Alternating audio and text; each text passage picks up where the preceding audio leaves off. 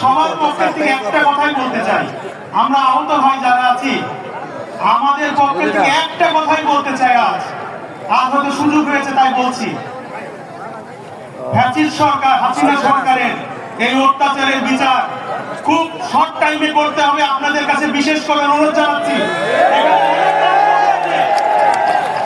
এখানে আমাদের বাংলাদেশের অনেক জ্ঞানী গুণী মানুষ বসে আছে, বাইরের অনেক ইনভাইটেড লোকজন আছে, সবার কাছে একটা অনুরোধই আমি করব, আমাদের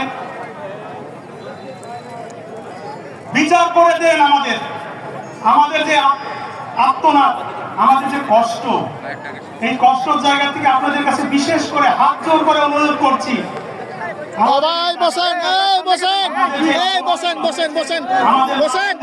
অত্যাচার নিপীড়নগুলো করেছে সঠিক বিচার। আমি আর কিছু বলবো না। আসসালামু আলাইকুম।